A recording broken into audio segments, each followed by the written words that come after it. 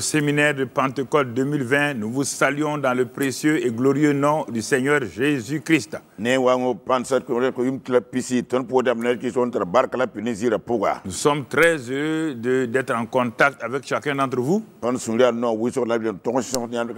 Et nous vous remercions d'avoir été fidèles depuis le mercredi soir jusqu'à ce samedi matin. Et je crois que ce quatrième message devrait être suffisant pour nous, pour que chacun d'entre vous puisse méditer ces choses-là profondément, car il y a tellement de choses enrichissantes qui ont été dites, mais que vous n'avez pas encore pu explorer.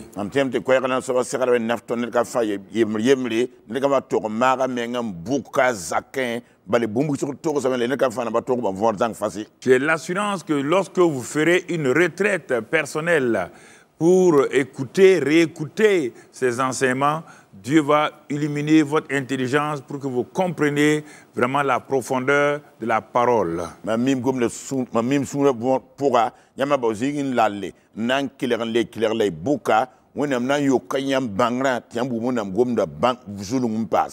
La plupart du temps, les séminaires de Pentecôte sont uniquement sur le Saint-Esprit, mais sans que l'individu, c'est comme si le Saint-Esprit faisait les choses, donc sans tenir compte de l'individu.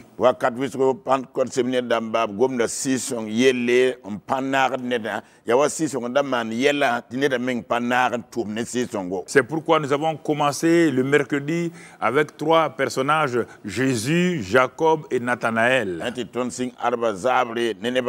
Jésus, Jacob, Nathanaël. Vous avez vu comment Jésus était rempli du Saint-Esprit. Il a été appelé fils bien-aimé de Dieu.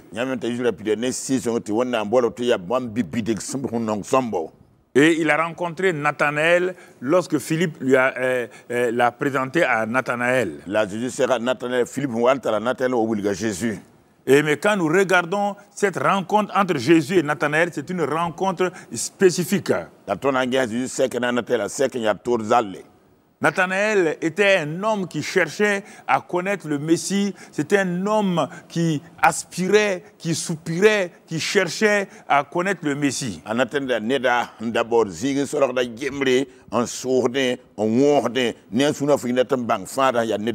Son nom signifie don de Dieu. Mais quelque chose va apparaître lorsqu'il va être en contact avec Jésus. Dès que Philippe l'a présenté à Jésus, alors Jésus le regarde profondément. Et Jésus dit, voici un Israélite en qui il n'y a point de fraude.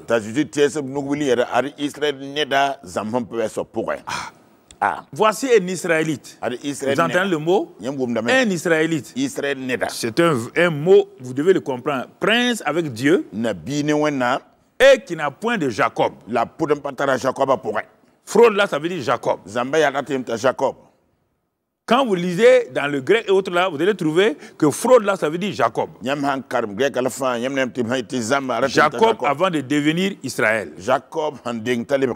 Donc Jésus regarde, il dit, voici un homme en qui il n'y a point de fraude de Jacob, de caractère jacobien. Alors Jésus va lui ouvrir le cœur. Jésus n'a pas dit cela à Pierre ni à Jean. Il n'a pas dit ça à Matthieu. Ni à André. Non. C'est à Nathanaël qu'il va parler. Nathanaël représente l'homme qui est né de nouveau, la nouvelle création qui est justifiée, donc en qui il n'y a point de condamnation.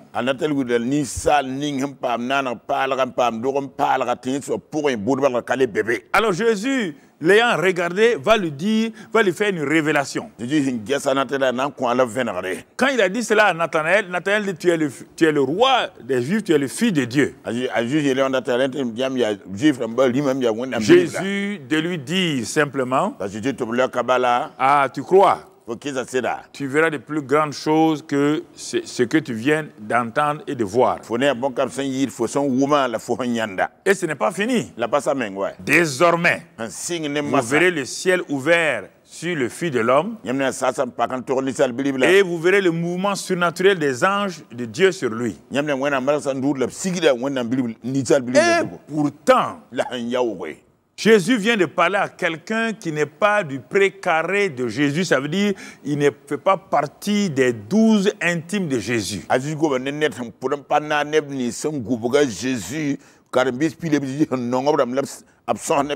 Et quand vous allez voir ce nom Nathanaël ici, pour le revoir, vous allez le voir à la fin. À la fin, quand tout à l'heure je vais développer, vous allez le voir une deuxième fois seulement lorsque Jésus est prêt à monter pour aller au ciel.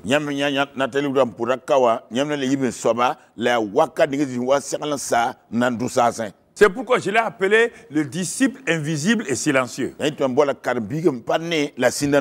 Il est important parfois de ne pas croire, du moins de croire, et, ou de ne pas se culpabiliser, parce que vous n'êtes pas trop visible.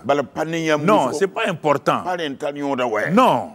Nathanaël, un homme sans fraude, un disciple caché, invisible, mais pourtant qui est au début et qui sera à la fin. Voici l'homme qu'il nous faut. Voici nous devons être ce type d'homme-là sur la terre. Ce sont ces hommes que Dieu cherche. Peut-être votre nom, votre renommée ne sera pas donné comme Pierre, Paul, tout. Mais vous êtes un disciple caché, invisible, mais très opérationnel.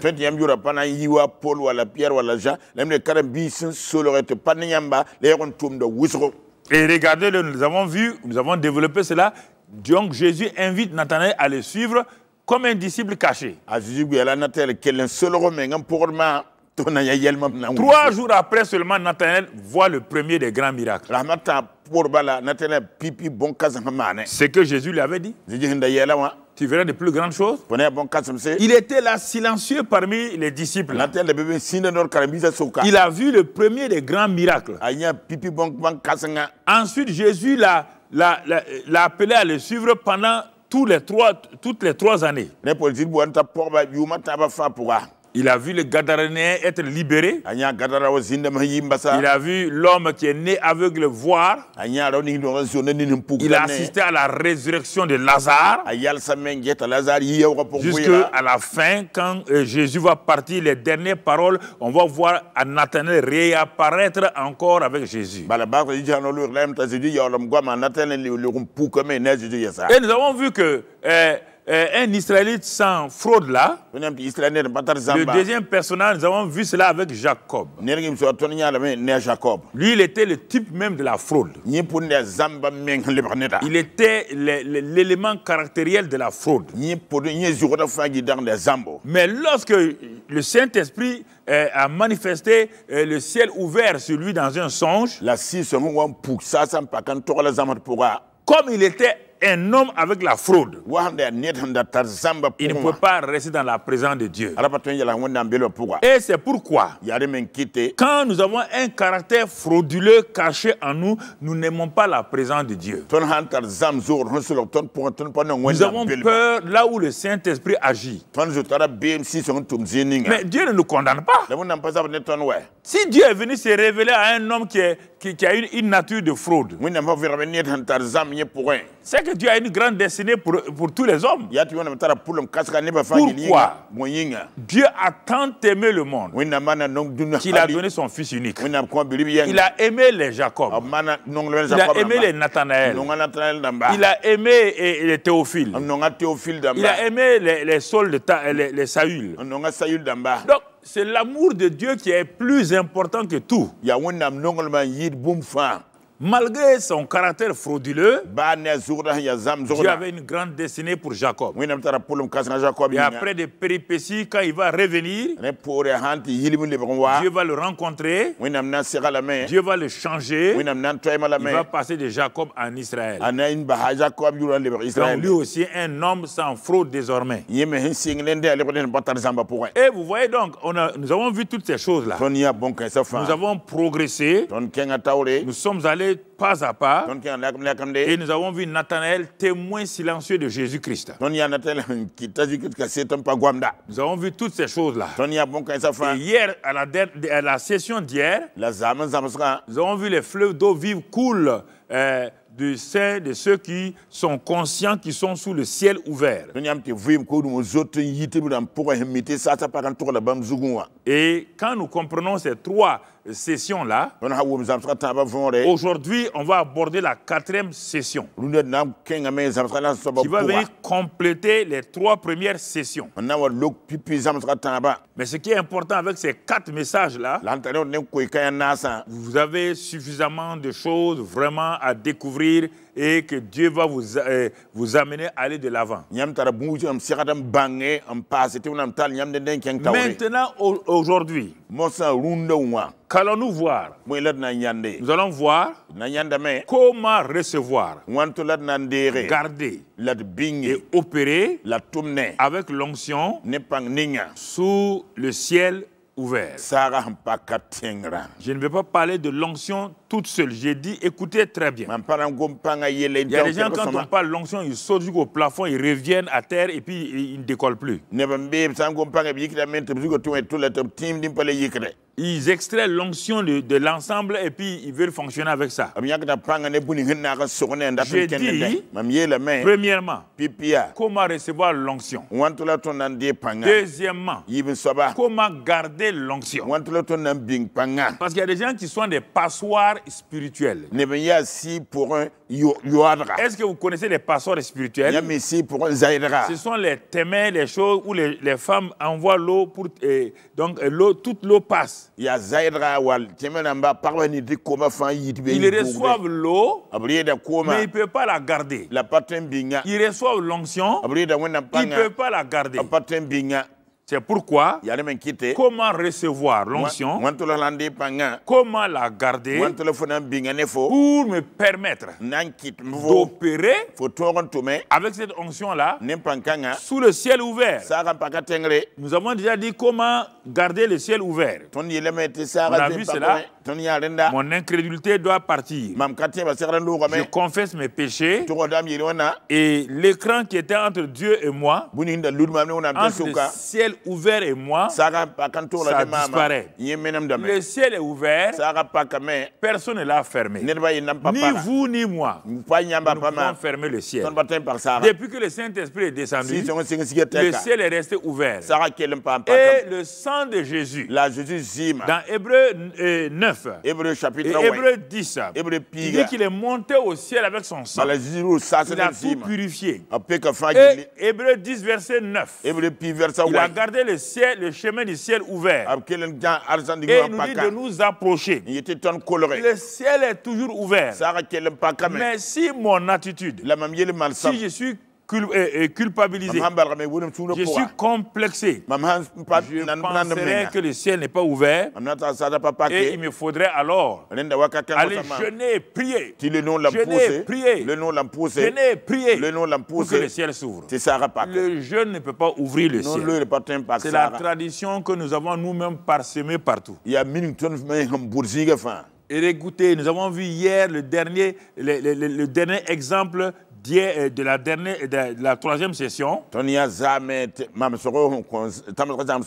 a dit à Élie d'aller faire tomber la pluie, il n'a pas dit d'aller ouvrir le ciel. Il dit d'aller faire tomber la pluie. Ah, vous allez comprendre? Le ciel était ouvert. Mais Dieu dit, à cause du péché d'Akab et de Jézabel, j'empêche la pluie de descendre. La pluie n'est pas au ciel. Ça, c'est le premier ciel atmosphérique. La pluie est dans ce premier ciel atmosphérique au-dessus de notre tête. C'est pourquoi on voit les nuages. Donc, vous comprenez, il n'a pas dit à Élie d'aller ouvrir le ciel pour que la pluie vienne du ciel. La pluie ne vient pas du 3e ciel où il y a Papa bon Dieu. La pluie ne vient pas du 2e ciel. La pluie vient du premier ciel, ce qu'on appelle l'atmosphère au-dessus de notre tête là. Alors, si vous dites que c'est faux, quand Élie est monté sur le mont Carmel, Il est monté avec son serviteur. Vous allez voir ici 2 groupes de gens, nous l'avons déjà développé. C'est un rappel de mémoire qui vous permettre de vous connecter avec le reste maintenant de la session d'aujourd'hui. Et qu'est-ce qui s'est passé? Élie, sachant que le ciel est ouvert au-dessus de sa tête, il n'a même pas, et puis qu'il a déjà vu la pluie. Puisque Dieu a dit d'aller faire venir la pluie. D'aller que la pluie vienne. Dès le moment où Dieu a vu ça, dit ça, Élie a vu la pluie dans l'invisible. Je vous dis que tant qu'un chrétien n'a pas la capacité de voir ce que Dieu dit dans l'invisible, cela ne se manifestera pas dans le visible.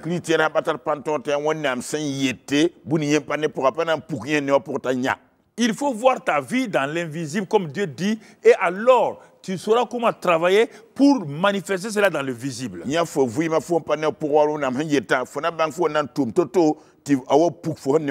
Beaucoup de chrétiens sont spirituellement aveugles et ils ne voient pas la chose, mais même si elle se manifeste, comment tu vas la reconnaître? Donc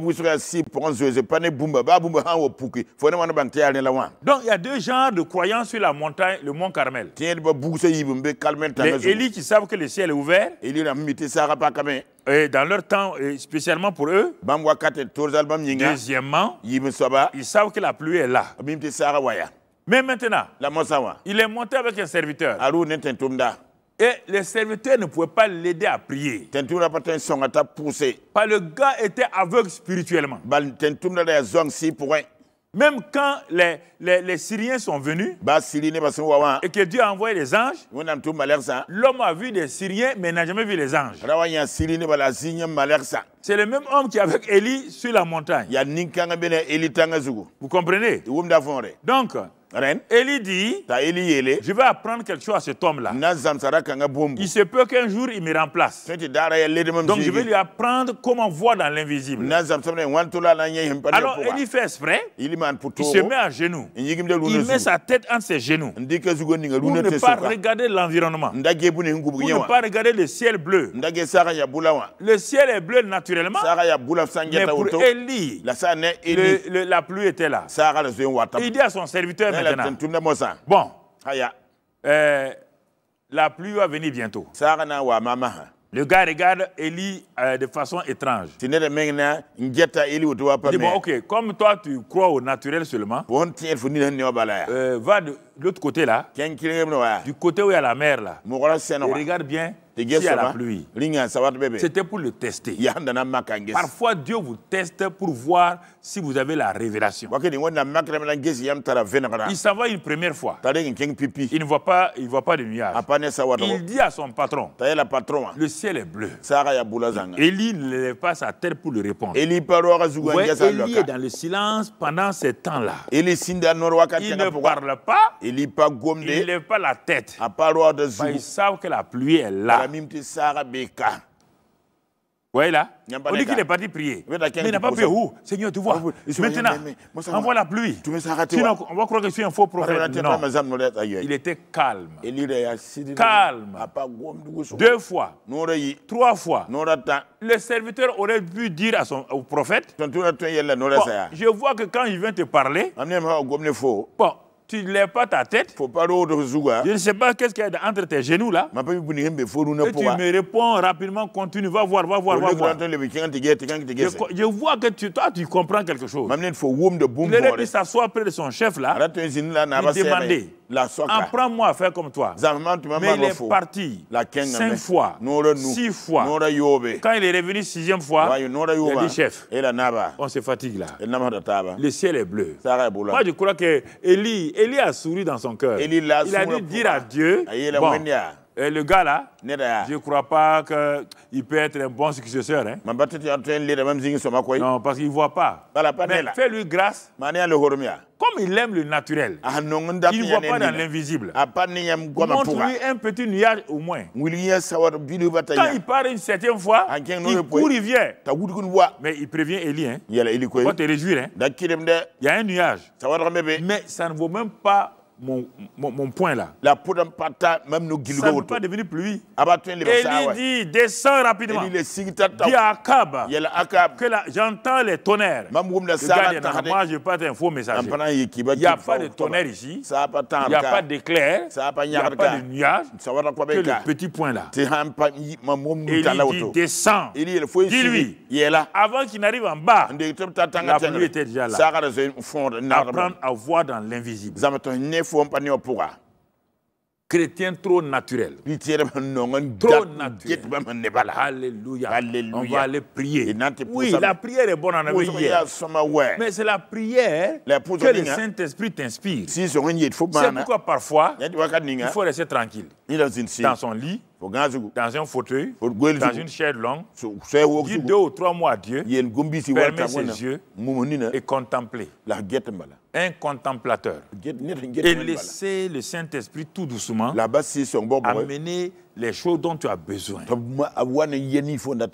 Il va commencer à te montrer les choses tout doucement. Et il passe toujours dans ta pensée. Il va envoyer ça dans ta pensée. Et ensuite, ton esprit va capter ça. Ça va donner la foi. Et quand tu vois ça, personne ne peut te dire le contraire. Tu es tellement convaincu que Dieu t'a parlé. Vous voyez, c'est cet exemple-là que je vais maintenant aller connecter avec le reste du message. Et le message d'aujourd'hui. Comment recevoir, garder et opérer donc sous l'onction, avec l'onction sur un ciel ouvert, sur le ciel ouvert.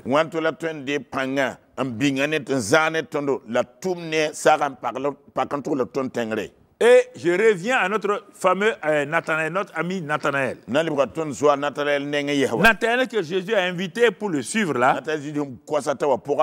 C'est un témoin invisible et silencieux. Et je crois qu'au bout de quelque temps, Nathanaël a dû se poser la question. Je ne crois pas seulement que le fait que le ciel soit ouvert sur Jésus là est vraiment ce qui permet à cet homme-là de faire tant de miracles. Quel est son secret?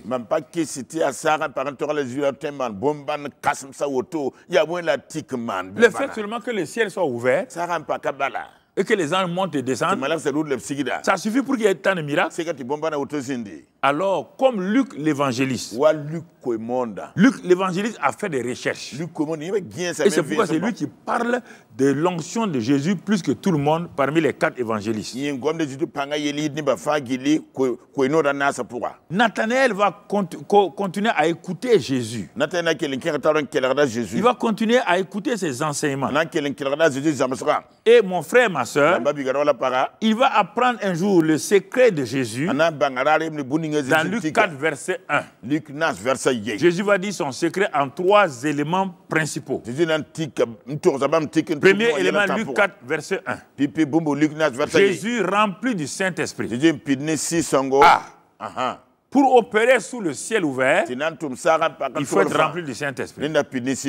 Deuxième élément, il fut conduit par l'Esprit. Nathanaël commence à comprendre.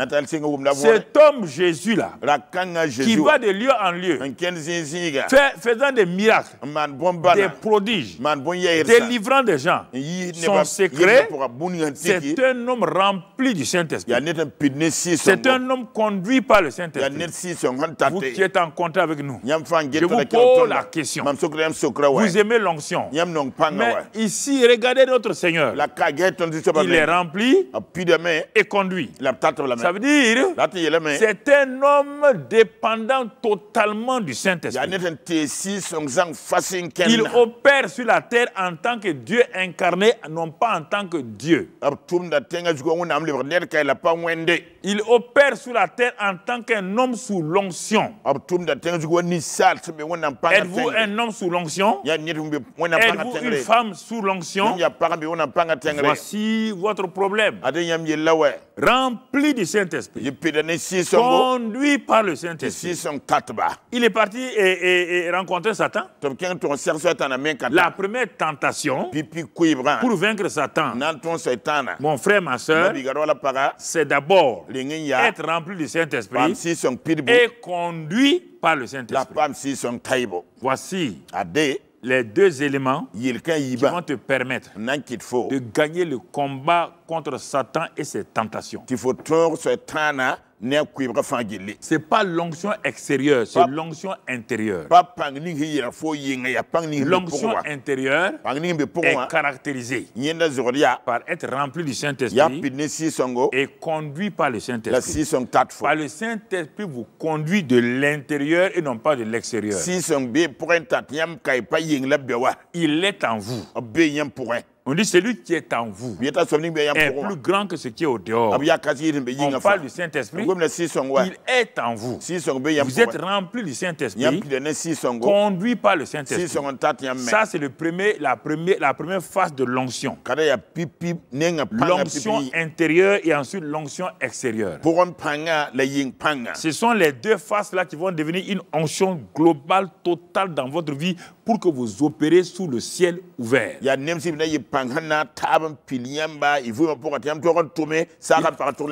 est important que nous comprenions cela. Donc Nathanaël dit, je commence à comprendre son secret. Il est rempli, il est conduit. C'est pas fini. Il dit, mais et les miracles là? Luc 4, 14. Luc 4, 14. Qu'est-ce qu'il est dit là-bas? Jésus, revêtu de la puissance de l'Esprit. Rempli, conduit, onction intérieure. Revêtu de la puissance, onction extérieure.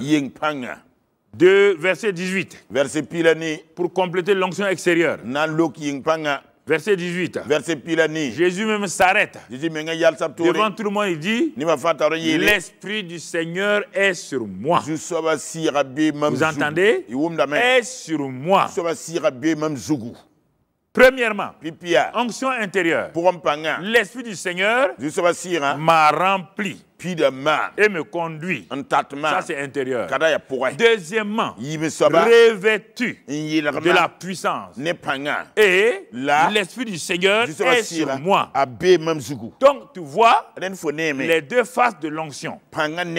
Toi qui opères là, tu opères tout le temps avec un revêtement, mais tu n'es pas rempli et conduit par le Saint-Esprit. C'est pourquoi, regarde maintenant, il n'y a pas de puissance qui se manifeste. Tu trompes les gens seulement. La puissance est partie il y a longtemps. Il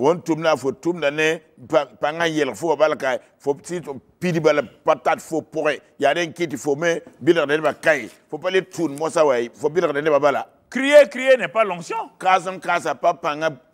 L'onction ne vient pas de cris. Non. Je te répète, jeune génération, écoutez-moi. Écoutez-moi. Jésus, notre Seigneur, celui qui a dit de faire textuellement comme il a fait, te dit à toi et à moi, nous tous nous sommes là-dedans. Pour opérer sous le ciel, il faut être rempli du Saint-Esprit, c'est laisser conduire par le Saint-Esprit, être dépendant du Saint-Esprit. C'est pas fini? Maintenant, quand tu opères et tu arrives à vaincre la tentation de Satan, Dieu a confiance, il vient te revêtir du Saint-Esprit et l'Esprit repose sur toi.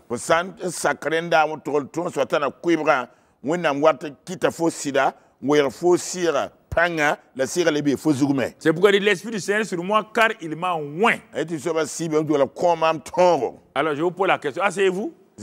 Jeunes gens, asseyez-vous. Vous lisez des grands livres qui vous dépassent. Vous êtes en train de rechercher sur Internet les grands hommes de Dieu. Toi, tu es au début de ton ministère, au milieu de ton ministère. Toi, tu veux regarder celui qui a la fin. Tu dois écouter pour voir s'il a des conseils pour toi pour débuter et continuer ton ministère de façon efficace.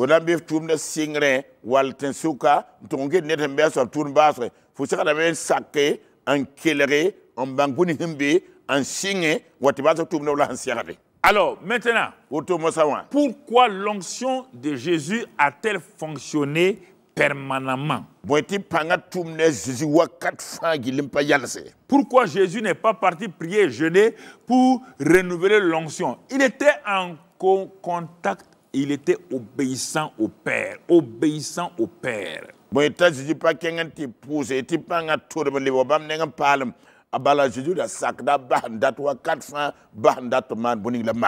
Mais il y a quelque chose qui veut vous dire. Pendant 30 ans, Jésus était un jeune homme formidable.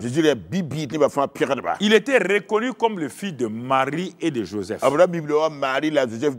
C'est dans la Bible, Luc 3, vous trouvez ça là-bas. Il n'y a aucun problème. Il est vraiment le fils de Marie. On ne peut pas nier ça.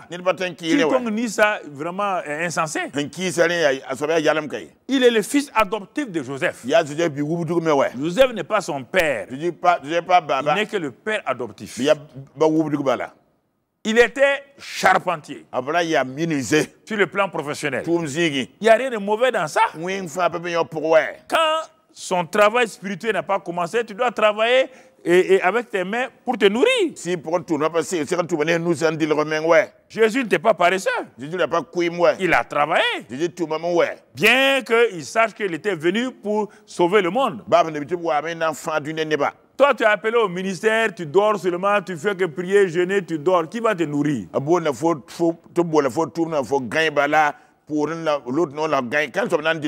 Il faut quitter la mendicité là. Hein? Je vis par la foi. Tu vis par la mendicité, ouais. Jeune homme, tu vis par la mendicité. Tu peux tromper les gens. Dieu m'a dit ça, j'ai vu ça. Dieu m'a dit que si tu me donnes 200 000, en tout cas, il va t'élever. Le gars est déjà élevé. Tu vas l'élever comment? Il faut quitter dans ça. Va chercher un petit travail. Va chercher un travail, tu manges. Sois honnête. Et l'onction va rester sur toi. Mais si tu commences l'escroquerie, l'onction s'en va. Quand Jacob a quitté l'endroit où il y avait le Bethel, là où le ciel était ouvert, là, il est parti chez Laban. Là-bas, le ciel est fermé. Il est devenu un escroc international. Il a roulé son oncle. Il a ruiné son oncle. Pourquoi? Parce qu'il a quitté la présence de Dieu. Cherche un bon travail. Mais tu dois creuser des trous. Creuser les trous. Et Dieu, voyant ça, ton humilité, il va garder l'onction là sur toi. Au temps convenable, je t'assure, l'onction là va travailler puissamment. Donc tu comprends? On ne parle pas de l'onction seulement pour faire des miracles. On voit plusieurs aspects de l'onction. Quand on parle d'onction, on le voit seulement miracle. Mais on peut faire des miracles et venir à la maison et puis avoir une assiette vide. Donc il n'y a que l'onction au dehors, mais il n'y a pas d'onction à l'intérieur.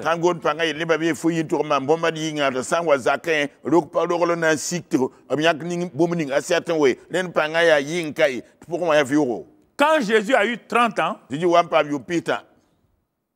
il savait que maintenant, il doit commencer le ministère. Qu'est-ce qu'il va faire? Qu'est-ce qu'il est parti faire au Jourdain? Au Jourdain, il y avait quelqu'un, on l'appelle Jean le Baptiste. C'est l'homme qui baptise les gens dans l'eau, immerger les gens dans l'eau. C'est-à-dire, il faisait couvrir leurs péchés dans l'eau là, et quand ils sortaient, il dit bon, pour un an, vos péchés là sont couverts.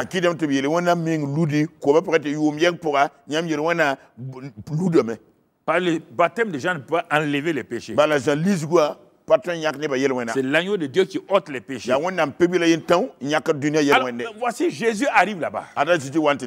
L'homme sans fraude arrive au Jourdain. Celui qui est sans péché arrive au Jourdain. Jean-Baptiste est embêté. Dieu a parlé à Jean-Baptiste. Il lui a montré. voici l'agneau de Dieu qui arrive. Quand il arrive, il m'a dit non. Cette fois-ci-là, je mets fin à mon titre de baptiseur. C'est moi qui ai bien été baptisé. Jésus dit, fais toutes choses, tu ne comprends pas. Moi, mon baptême là a une signification. Tu ne comprends pas ça maintenant. Je suis venu au baptême. Comme on dit dans la Bible, dans le Nouveau Testament, c'est un ensevelissement. C'est un enterrement. Mon parent Jean-Baptiste, tu ne comprends pas ça. Je suis venu dans le Jourdain pour enterrer ma vie de 30 ans. Enterrer ma relation naturelle avec mes parents naturels. Enterrer mon travail professionnel. Ce n'est pas fini. Enterrer ma propre volonté. Car je suis venu du ciel uniquement pour faire la volonté de mon Père. Jean 6, 38. Alors, si je fais la volonté de mon Père, il est important pour moi que j'enterre ma volonté dans le Jourdain. Que j'enterre mes ambitions dans le Jourdain. Que j'enterre mon futur professionnel dans le Jourdain. Que j'enterre mes relations dans le Jourdain. Voilà le baptême de Jésus.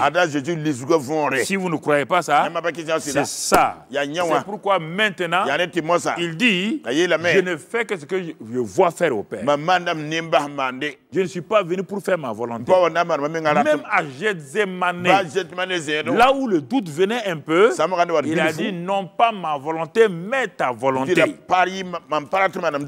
se rappelle qu'il s'est fait baptiser au Jourdain pour être enterré. Et quand il est sorti comme le fils du Dieu, fils bien-aimé de Dieu. C'est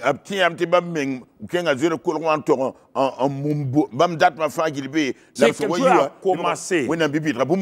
Une nouvelle étape a commencé. Ce n'est plus le charpentier, bien que les gens l'appellent comme ça. Ce n'est plus le fils de Marie, bien que naturellement il est toujours le fils de Marie.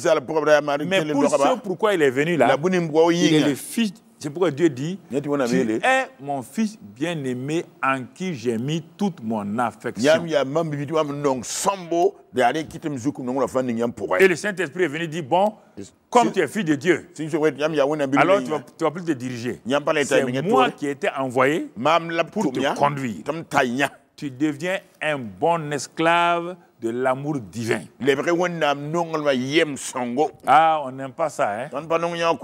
Dieu veut faire de nous des bons esclaves de l'amour divin. Mais on trouve que c'est difficile. Parce qu'un esclave, selon nous, n'a rien. L'esclave de Dieu, il n'est pas, on ne le compare pas à l'esclave humain. Non.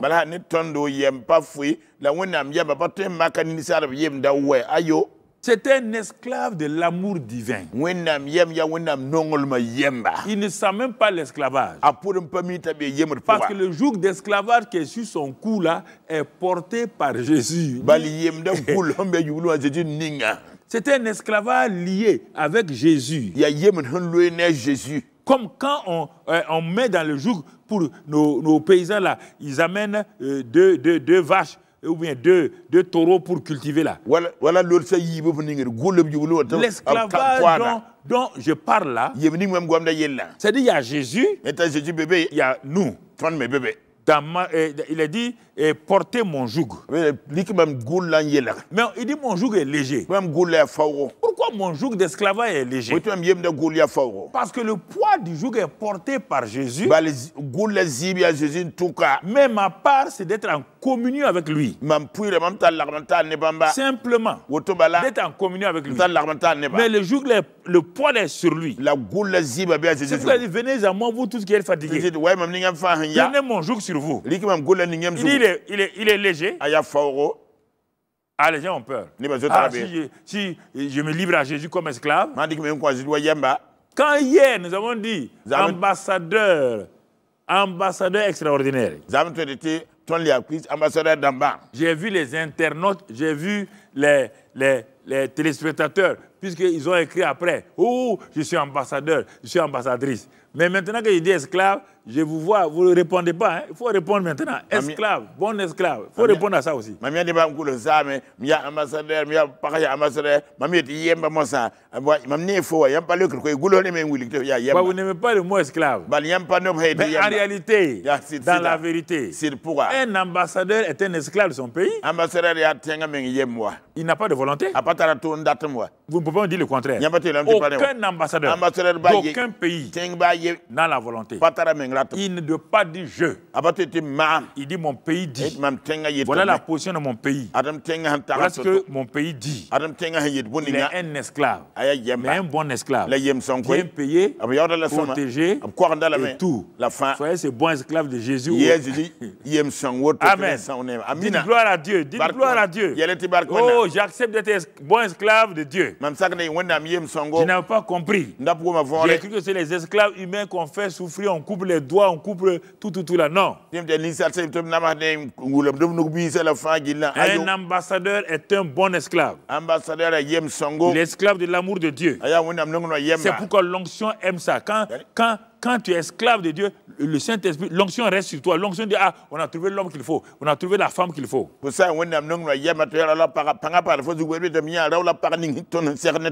Est-ce que Dieu vous a trouvé?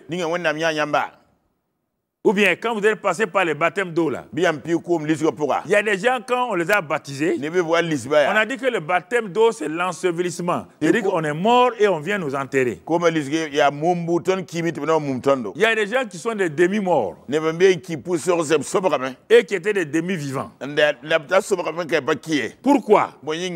Quand on les a baptisés, ils n'ont jamais livré leur volonté à Dieu dans l'eau du baptême. Le secret du christianisme commence dans le baptême d'abord, dans le baptême. Ce n'est pas une cérémonie, hein? C'est un enterrement. Un homme qui est enterré n'a plus le droit. Même s'il a 50 000 villas, ça ne lui appartient plus.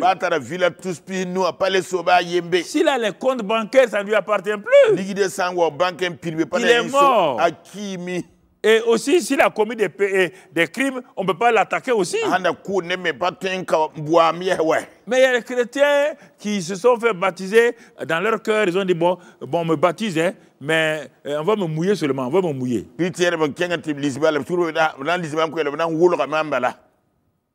Et ils ont dit à Dieu, moi, je suis mort. Je vais être enseveli. Mais mon porte-monnaie n'est pas mort. Hein? Mon porte-monnaie, je pose ça au dehors. Quand ils sortent, ils reprennent leur porte-monnaie. C'est pourquoi votre baptême là ne fonctionne pas et que l'onction ne peut pas reposer sur vous. Donc vous comprenez? Pour que l'onction soit gardé. Il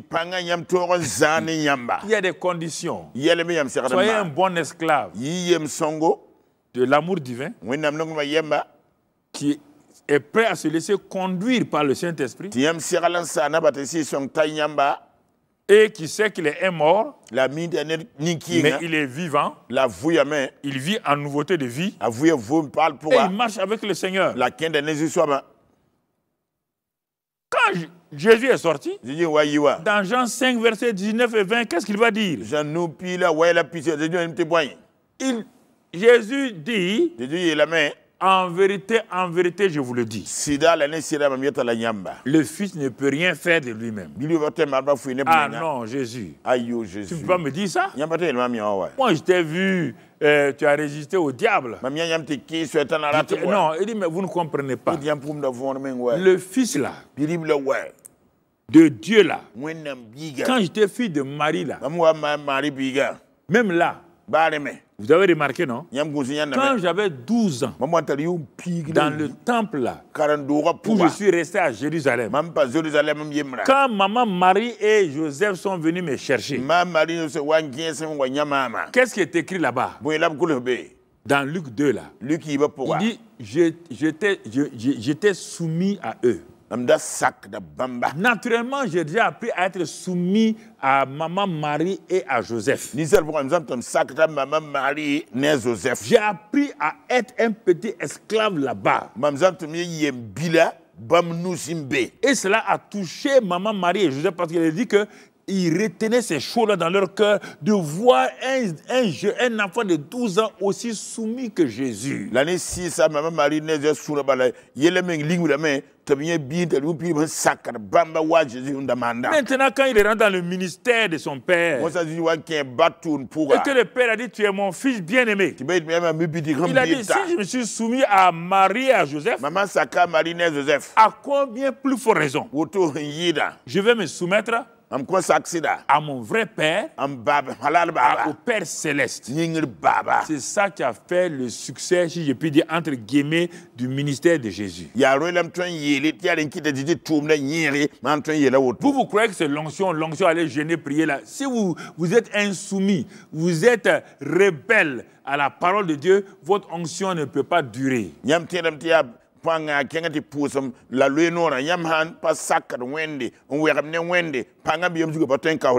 Autre révélation que Jésus nous donne avec l'onction. Dans Jean 14, versets 10 et 11. Les gens ont dit, mais on veut voir le Père. Il dit, écoutez Philippe. Écoutez. Vous voulez voir le Père? Il dit, c'est lui qui m'a vu. A vu le Père. Et ne crois-tu pas que je suis dans le Père et que le Père est en moi? Faut pas qu'il s'était là-bas, mais pour là. Ah, il dit, ah bon? Il dit, mais oui.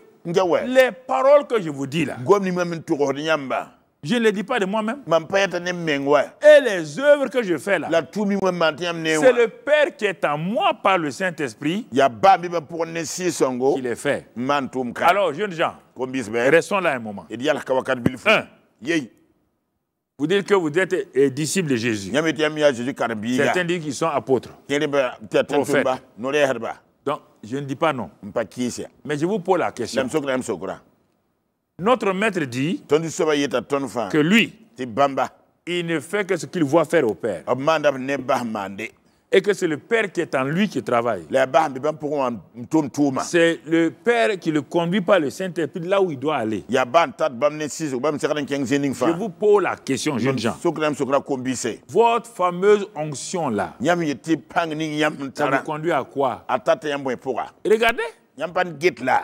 Regardez, vous êtes seul, hein, vous n'avez pas honte. Quand vous venez devant moi, là, vous avez honte. Quand vous dites de se mettre à genoux, vous dites, bon, moi je suis prophète, moi je suis apôtre, moi je suis ceci, je ne me mets pas à genoux, bishop. Mais vous êtes seul là, vous êtes seul, soyez réel, vrai avec vous-même. Est-ce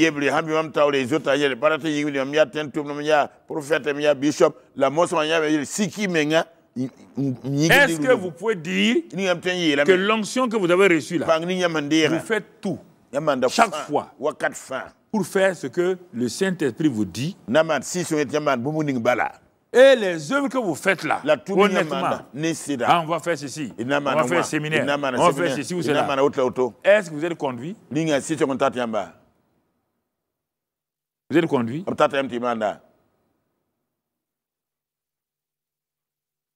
Je ne fais pas de séminaire pour faire un séminaire. Le séminaire Arbre de Vie, c'est en 98 que Dieu m'a dit, quand je suis tombé malade, quand j'ai quitté la maladie, j'avais désobéi à Dieu. Séminaire il y a 1998,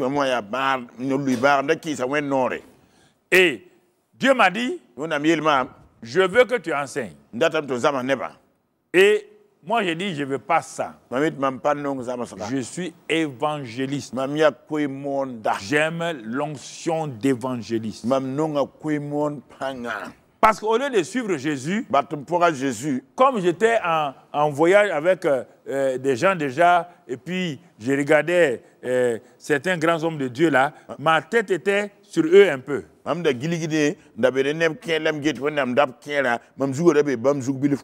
Dieu m'a dit, je ne t'ai pas appelé pour copier des gens. Tu dois être copiste. Un copiste a toujours zéro. Comme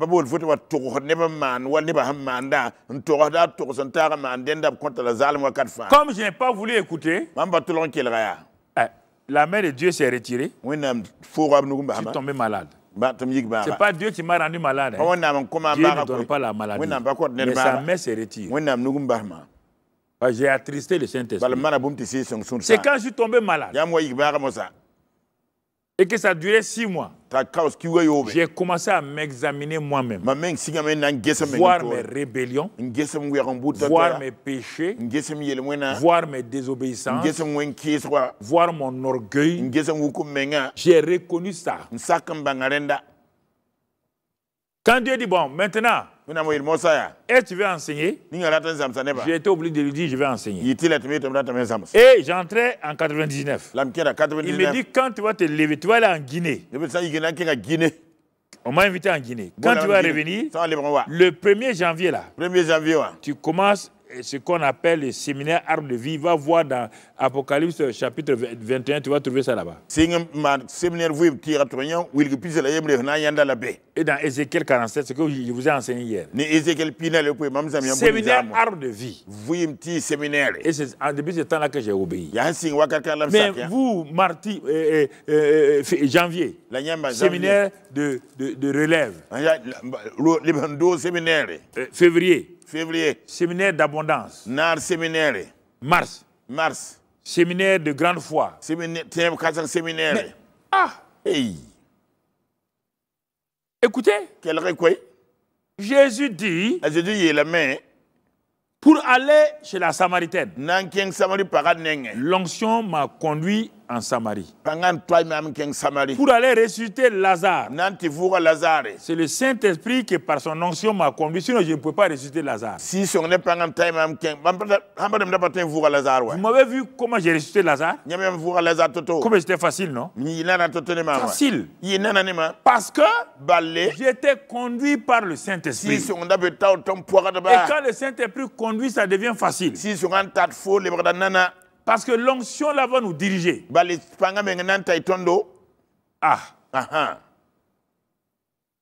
Puisque sa volonté était enterrée, il était soumis à la volonté du Père par le Saint-Esprit. Mais votre volonté n'est pas soumise au Père. Vous discutez avec le Père. Vous voulez faire des choses que les gens vous voient. Quand les gens vous voient, le ciel ne vous voit plus. Faites attention à ça. Quand le ciel vous voit, je parle à un homme qui a fait 47 ans, je sais de quoi je parle. Moi aussi, je voulais que les gens me voient. Le ciel ne me voyait plus.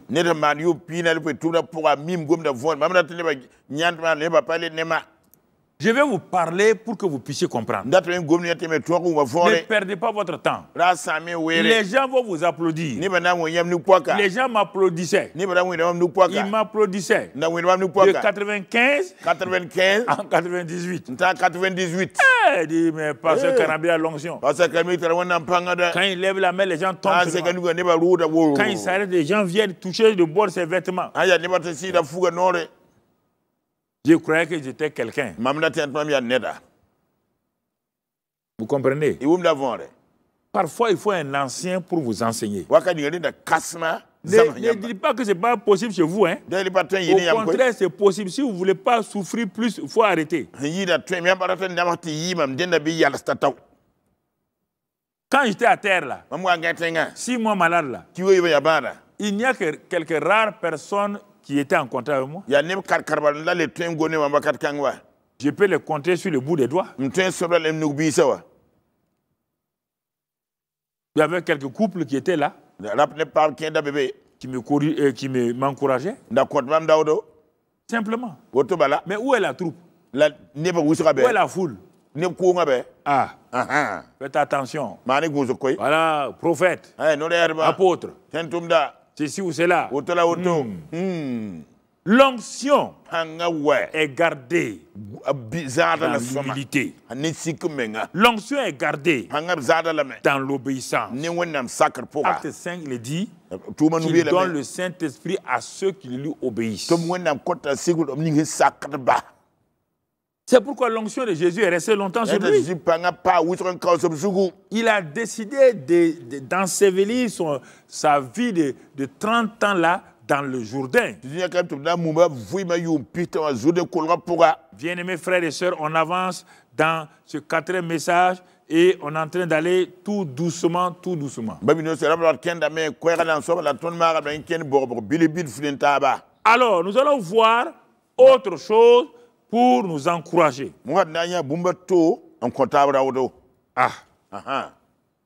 Et nous revenons à Nathanaël, le disciple qui suit, qui est invisible et qui est silencieux.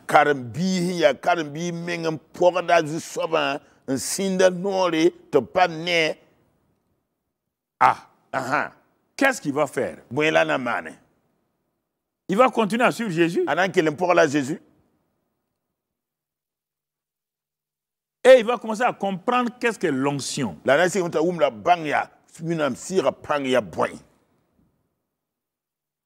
vais ouvrir une parenthèse pour vous montrer que lorsque nous voulons l'onction, on n'est pas droit. On est avec la fraude, l'onction ne vient pas, au contraire, on est condamné.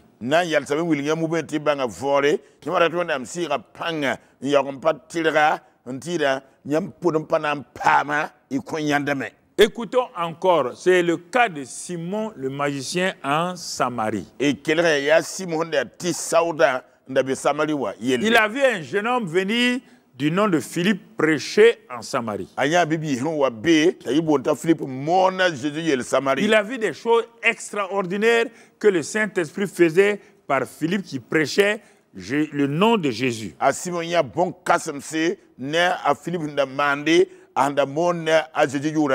Il a tenté de déstabiliser Philippe par ses forces occultes, il n'a pas pu.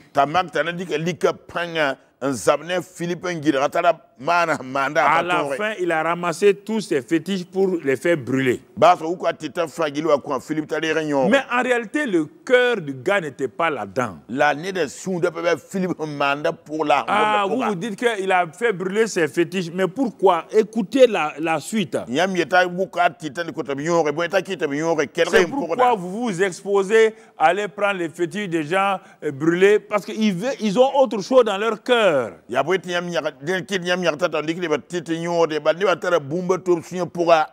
Et Simon le magicien même a été baptisé.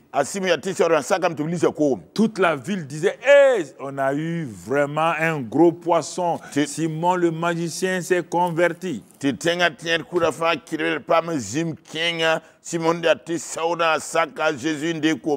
L'église d'aujourd'hui n'est pas du tout humble.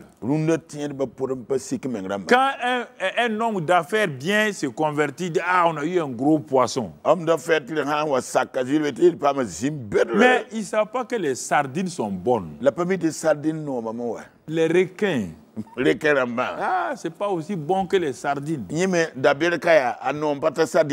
Alors que les sardines là circulent par bas, on peut les prendre rapidement. Mais pour prendre un requin, c'est dangereux. Les gens méprisent les pêcheurs sardines. Ils veulent les pêcheurs requins. C'est ça qui fait que beaucoup de chrétiens ne gagnent pas. Et quand ils gagnent le requin, ils ne l'ont pas encore maîtrisé, maîtrisé. Il commence à dire, j'ai eu un requin. Oh, j'ai eu un homme d'affaires requin. J'ai eu un politicien requin. Avant qu'il ne sache, le requin va hop. Et puis il retourne dans l'eau. C'est pourquoi la plupart des politiciens qui sont mis dans les églises sont retournés dans l'eau. Parce qu'on les a présentés comme des proies. Non. Simon le magicien, c'était ça. On dit, hey, le grand magicien s'est converti. Il s'est fait baptiser. Il va dans quelle église là? Il va dans quelle église? On a dit qu'il rentre à Eden TBI. Ah bon? Il rentre là-bas. Ok. Et alors, il voit un jour Pierre et Jean imposaient les mains sur les gens pour avoir le Saint-Esprit. Ah,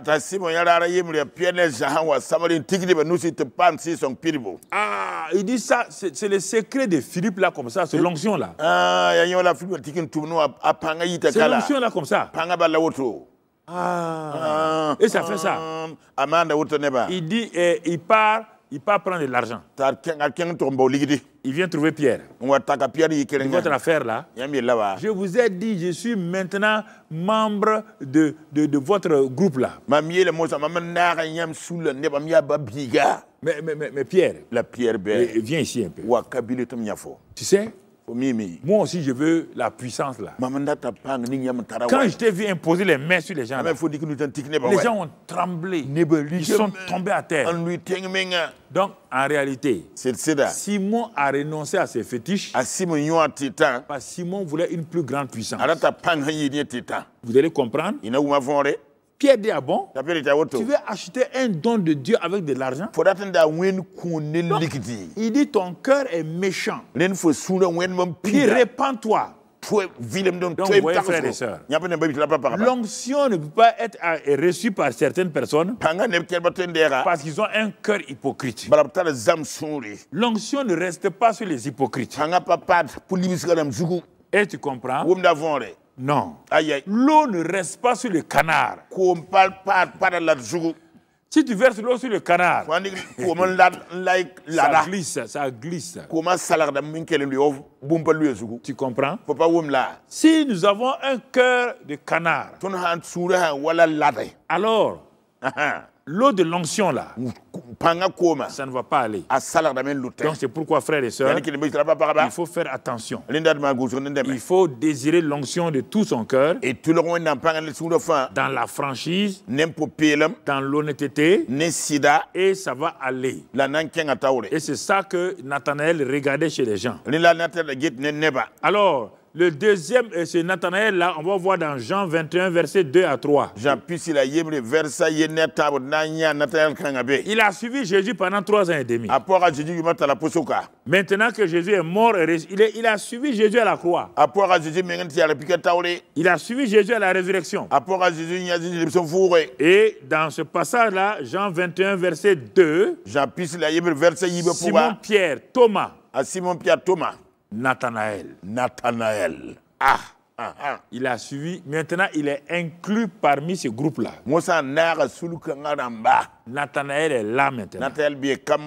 Il est inclus dans le groupe donc, des disciples. Mais ça, c'était tout juste la veille avant que Jésus ne monte au ciel.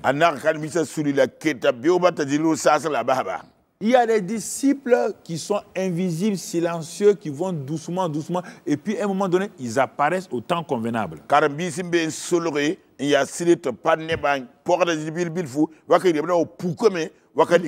Il est important, mais Pierre était tout le temps devant, mais lui il a trahi, mais Nathanaël n'a jamais trahi Jésus.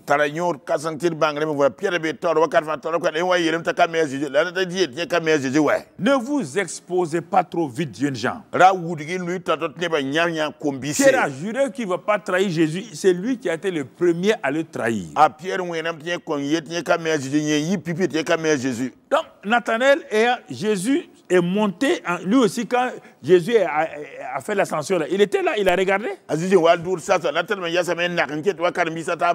Quand Jésus a dit allez à la chambre haute, là, attendez là-bas, il est parti là-bas aussi. Il a reçu le Saint-Esprit. Il a reçu le Saint-Esprit. Ce n'était pas un disciple opportuniste. C'était un disciple, et quand il a reçu le Saint-Esprit, on va voir l'onction qu'ils ont reçue, laquelle ça va faire. On va aller pour que tu puisses comprendre. Premier bénéfice de l'onction, ou première fonction de l'onction dans la vie d'un chrétien, c'est pour que nous soyons des témoins puissants de Jésus. Des témoins puissants de Jésus. Quand vous regardez, quand ils sont descendus de la chambre haute, remplis et revêtus de la puissance du Saint-Esprit, Pierre a donné le premier témoignage dans Acte 2. 3000 personnes furent sauvées. Le témoignage sur Jésus est très important. Ils sont allés partout, il y avait le témoignage. Dans la ville de Jérusalem, les gens se convertissaient en multitude. Ils voyaient la puissance de Dieu se manifester à Jérusalem. À tel point que même des diacres ont commencé à opérer sous l'onction. On le trouve dans Actes 6, versets 3 à 8. Il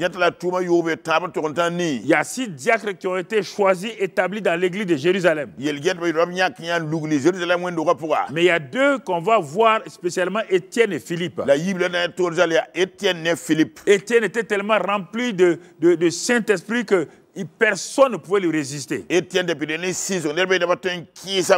Il faisait des grands prodiges par le nom de Jésus. C'est le premier bénéfice quand l'onction vient sur vous. Vous témoignez de Jésus. Vous montrez que Jésus est vivant. Même si vous n'êtes pas un évangéliste. Et voici un simple diacre. Il n'était pas évangéliste. Il n'était pas prophète. Ce n'est pas ça que Dieu regarde. Dieu regarde votre cœur. Le cœur d'Étienne était tout entier à Dieu. À tel point qu'on va le tuer à cause de ça. Mais dès qu'on a tué Étienne, Philippe prend la relève. Un autre diacre, lui il va en Samarie. Parce qu'à cause de la persécution, il s'en va en Samarie. Il rentre en Samarie.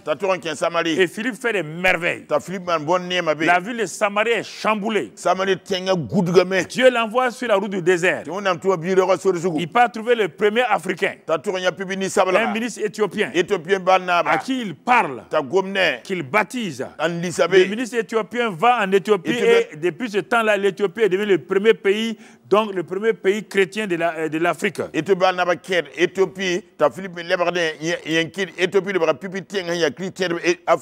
Partout, Jérusalem est rempli du nom de Jésus. À tel point qu'on a arrêté les disciples, on les a menacés, on les a frappés, on les a mis en prison. C'est la première fonction, le premier rôle de l'onction. C'est d'aller dans les rues. Jésus allait de rue en rue, de village en village. Acte 10, 38. Nous avons commencé ainsi dans les rues de Ouagadougou, Bobo Dioulasso. Nous sommes allés à Fada. Personne n'évangélisait au Burkina Faso.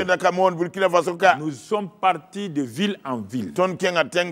Tu entends? Dans quelle année? Dans les années 75 jusqu'à dans les années 88. On était là.